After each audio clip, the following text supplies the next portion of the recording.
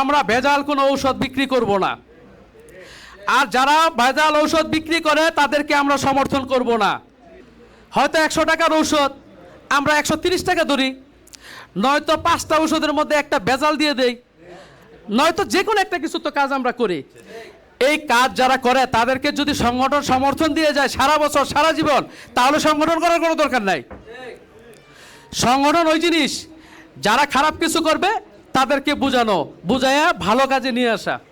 বলতে ঔষধ ব্যবসায়ী মালিক সমিতি কর্তৃক আয়োজিত আজকে ইফতার মাহফিল অনুষ্ঠানে উপস্থিত আছেন অত্র ব্যবসায়ীদের সংগঠনের সম্মানিত সভাপতি,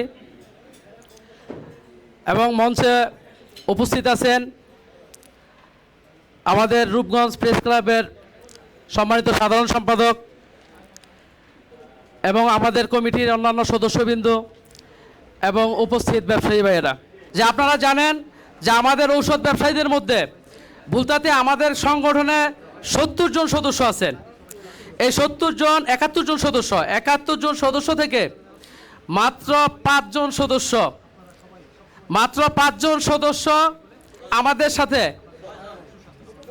6 জন সদস্য আমাদের সাথে আজকে ইফতার মাহফিলে যোগদান করতে পারেননি। কিন্তু কেন ওনারা আমাদের ইফতার মাহফিলে আজকে আসলেন না, হয়তো আপনারা কিছু অবগত থাকতে পারেন।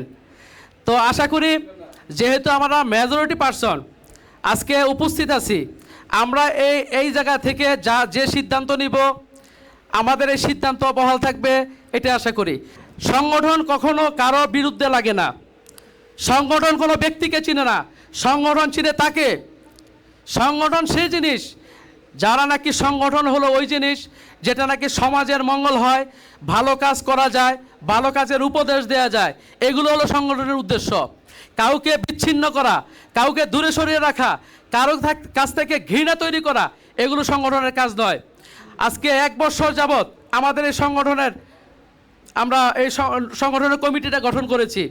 1 বছর যাবৎ 5টা দোকান ব্যবসায়ীকে আমরা বিভিন্ন সময় বিভিন্নভাবে তাদেরকে বোঝানোর চেষ্টা করেছি কি জাতীয় স্বার্থ না, আমাদের নিজেদের স্বার্থ।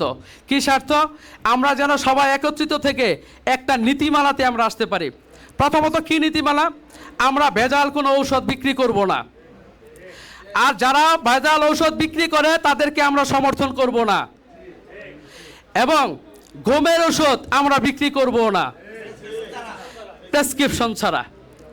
এবং যদি কেউ প্রেসক্রিপশন ছাড়া গমের ওষুধ বিক্রি করে, তাতে যদি কোনো ধরনের কোনো সমস্যা সৃষ্টি হয়, তাহলে ওই দোকানদার যিনি ব্যবসায়ী ওনাকে এটার দায় বহন করতে হবে, সংগঠন বহন করবে না। এবং যদি কোনো অন্যায়ভাবে যদি কোনো ব্যবসায়ীর উপর যদি কোনো আক্রমণ করা হয় বাহিরের কোনো লোক দ্বারা, তাহলে আমরা সকলে একত্রিত হয়ে আমরা সেটার বিরুদ্ধে ব্যবস্থা নিব। তো সবই যদি ভালোর জন্য হয়, তাহলে এই 6টা ব্যবসায়ী কেন বুঝতেছে না? এবং তারা বুঝে না, বুঝলাম তারা অবুঝ, আমরা বুঝাবো। ফারিয়াকে যখন আমরা একটা চিঠি দিলাম, উপদেষ্টা আছে, আবারও বলি, কেন ওনারা কেন বুঝতে চাইতেছে না?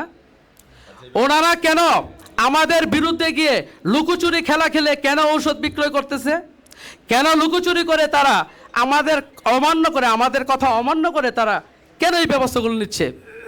আমরা কারো ব্যক্তির উপর আমরা কোনো আক্রোশ নেই, কিন্তু সংগঠন আমরা কি করেছি, আমরা 10% একজন সাধারণ গ্রাহক, সাধারণ যে গ্রাহকটা আছে উনি যেন, আমরা যদি দিতে চাই সর্বোচ্চ যেন 10% যেন তারা পায়। এবং সবাই কিন্তু 10% চাবে না, যারা চাইবে তাদেরকে আমরা সর্বোচ্চ 10% দিতে পারবো।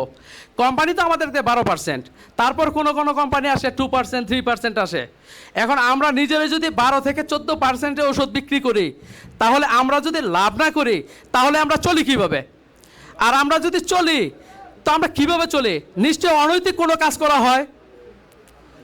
হয়তো 100 টাকার ঔষধ আমরা 130 টাকা ধরি, নয়তো 5টা ঔষধের মধ্যে একটা ভেজাল দিয়ে দেই, নয়তো যে কোনো একটা কিছু তো কাজ আমরা করি। এই কাজ যারা করে তাদেরকে যদি সংগঠন সমর্থন দিয়ে যায় সারা বছর সারা জীবন, তাহলে সংগঠন করার কোনো দরকার নাই। সংগঠন ওই জিনিস, যারা খারাপ কিছু করবে তাদেরকে বুঝাইয়া ভালো কাজে নিয়ে আসা। তো আমরা যারা ব্যবসায়ী আছেন, আমরা আশা করব যারা নাকি একটু অসৎ উপায়ে কাজ করতে চায় তাদেরকে সঙ্গ দিবেন না।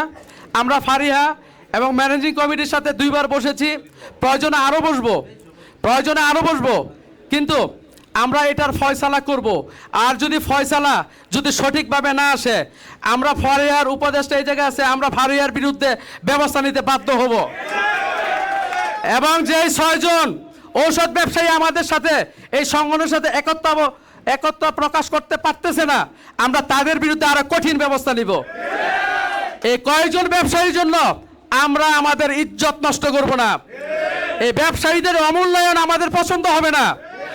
আমরা ব্যবসা করতে চাই, সম্মানের সহিত চলতে চাই, ভালোভাবে চলতে চাই। আমাদের এমপি মহোদয়ের কাছে আমরা গিয়েছিলাম।